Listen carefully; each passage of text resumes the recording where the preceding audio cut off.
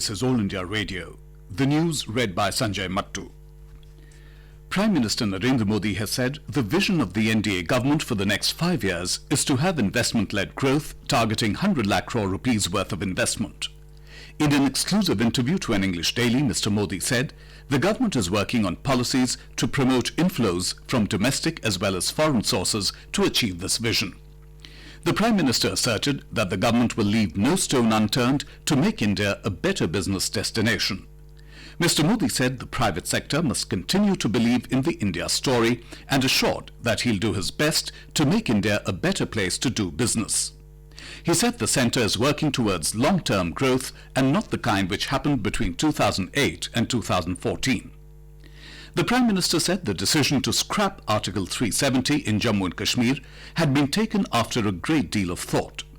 The centre moved forward with it for the benefit of the people of Jammu and Kashmir.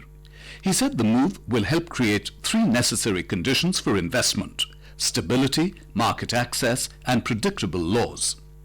Mr. Modi said open minds and markets will ensure that the youth of the region put Jammu and Kashmir on the path of greater progress.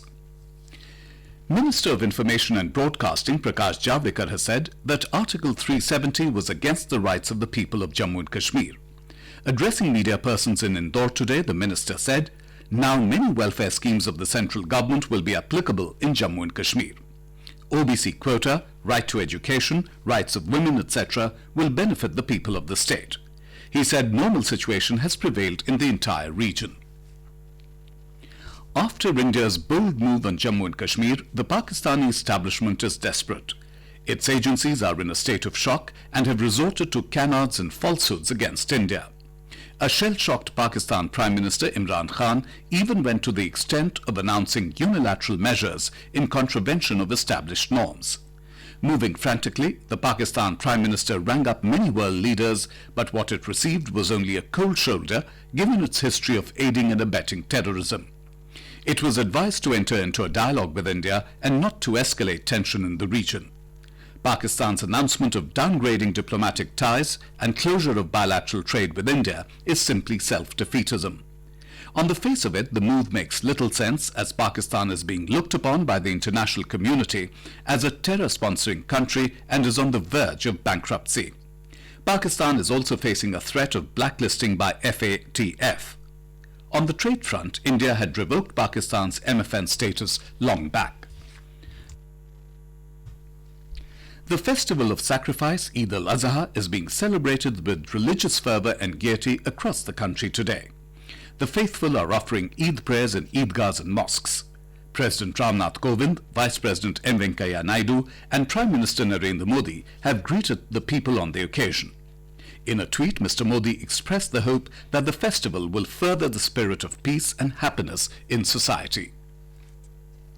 In Jammu and Kashmir, Eid al-Adha prayers at various mosques in the Kashmir Valley concluded without any violence this morning.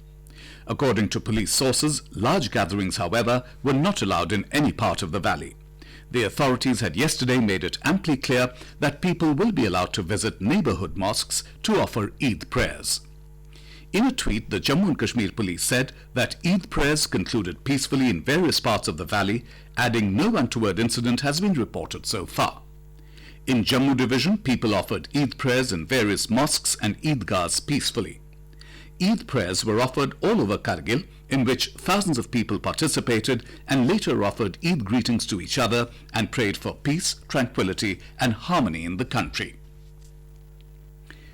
Indian Space Agency ISRO has launched year-long programs and functions from today to commemorate the birth centenary of its founder and eminent space scientist Dr. Vikram Sarabhai.